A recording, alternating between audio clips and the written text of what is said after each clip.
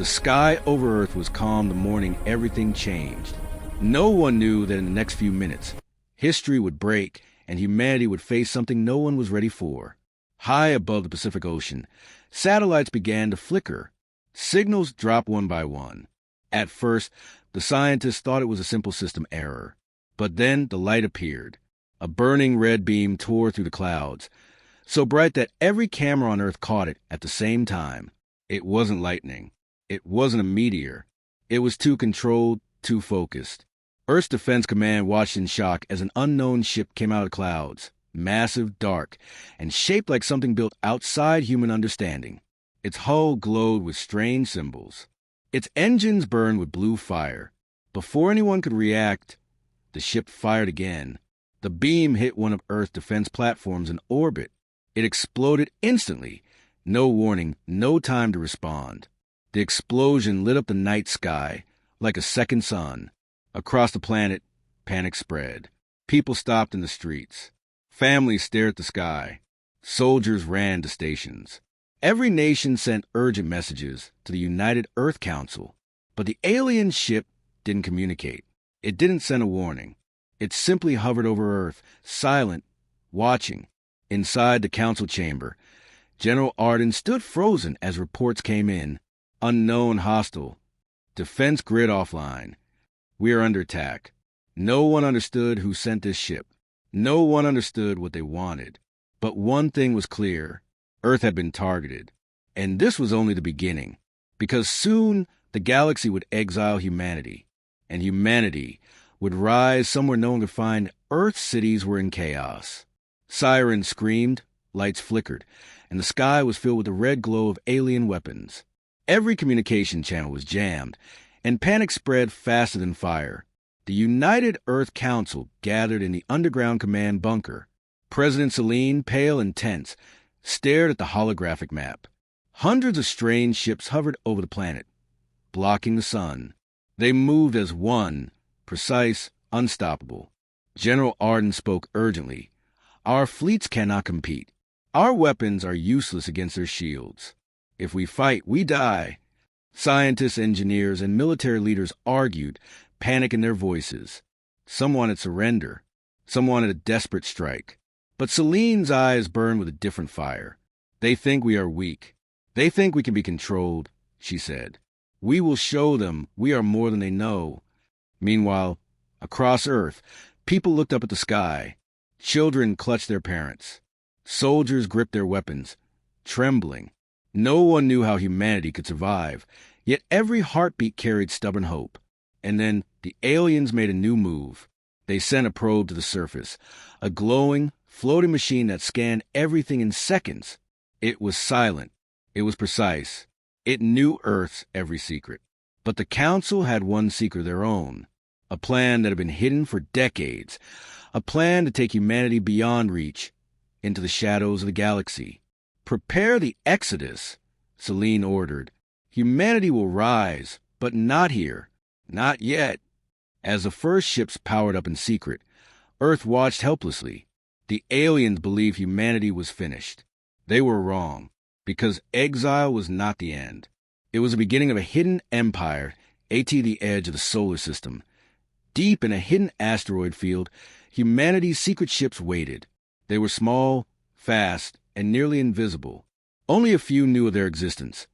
The scientists who built them, the soldiers who would pilot them, and the council who dared to hope. General Arden checked the control panels again. The alien fleet was still above Earth, unaware that humanity's future was slipping quietly into the shadows.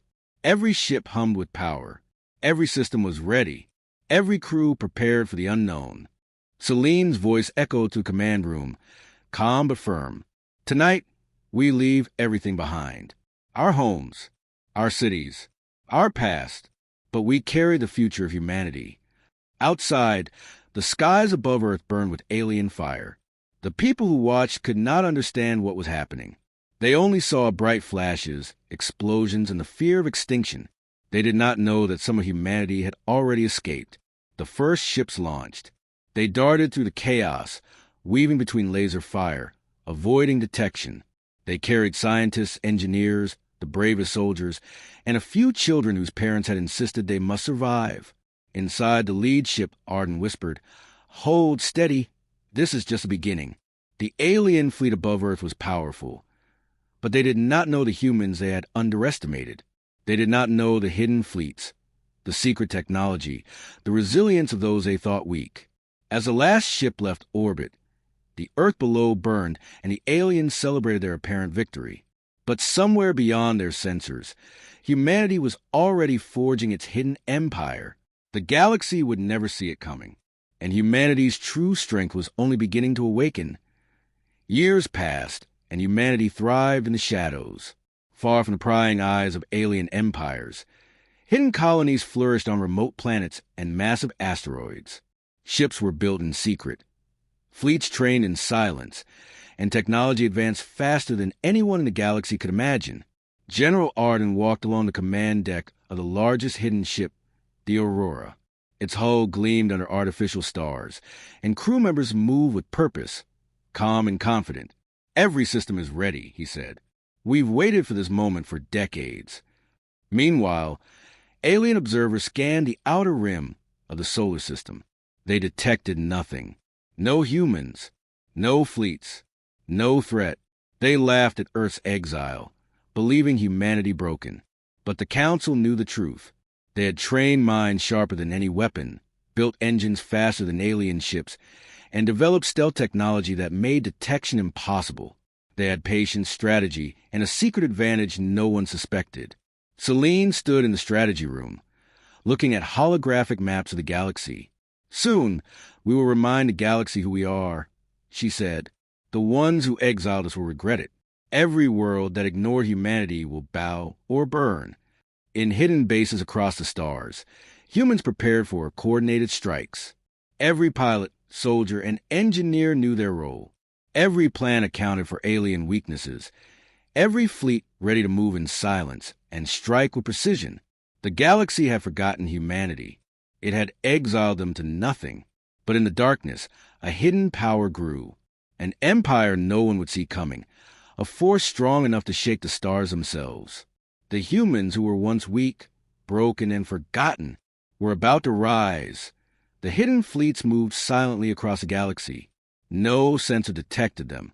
No alien patrol suspected their presence. Every pilot knew this was the moment humanity would prove itself. Decades of exile had forged patience, skill, and a cunning no one could match. General Arden stood on the bridge of the flagship Aurora. Targets locked. "Initiate strike," he commanded. The human fleet surged forward like shadows, invisible but deadly. Across alien space, unsuspecting fleets patrolled, confident in their strength. They laughed, unaware that the humans they had dismissed as weak now controlled the battlefield. One by one, alien cruisers vanished under precise, coordinated strikes. Laser fire, energy torpedoes, and cloak boarding ships tore through their formations. Celine watched the holo display, calm and decisive. "Every world that exiled us will see the cost of underestimating humanity," she said. Her voice carried the quiet fury of centuries of exile and determination. The humans moved with flawless precision. Every attack was calculated, every maneuver rehearsed. What the aliens believed was chaos was, in fact, mastery. The galaxy's strongest fleets fell before humans who had been forgotten. In secret colonies, engineers prepared more ships, scientists refined new weapons, and soldiers trained for the next strike. Every human knew their fight was not just for survival. It was for respect, for revenge, and for a place in the galaxy no one could take away. The exiled humans had returned. The hidden empire was no longer hidden, and the galaxy would soon understand a truth long ignored. Humanity was not weak. Humanity was unstoppable. The galaxy trembled. Humanity's hidden fleets appeared at once above key alien strongholds. Ships shone under distant stars, engines blazing, weapons charged. Every world that had laughed at Earth now faced the humans they had exiled. General Arden stood on the bridge of the flagship Aurora. The moment of truth had arrived. "This is our galaxy now," he said, voice steady. "Not through war alone, but through strategy, unity, and courage." Celine's hologram shone brightly before him. Exiled, forgotten, ignored, They thought they could erase us. We are not just survivors. We are masters of our destiny. The aliens scrambled, trying to defend their territories. But humans struck with precision, disabling fleets without unnecessary destruction. Worlds that had rejected Earth now opened communication, begging for negotiation. The hidden empire was no longer hidden. Its power was undeniable. But humanity did not crush the galaxy in rage. Instead, they offered terms, respect, trade, and shared knowledge for those willing to recognize humanity's strength. Across the universe, a message spread. Those who underestimate humanity pay a high price, but those who respect it gain a powerful ally. On the Aurora, Arden looked out at the stars.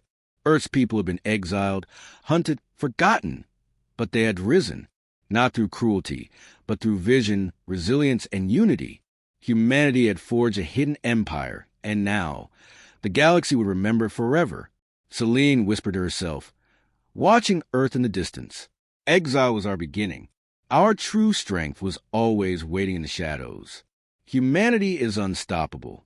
The stars were quiet again, but now the universe had changed, and humanity had finally claimed its place among them.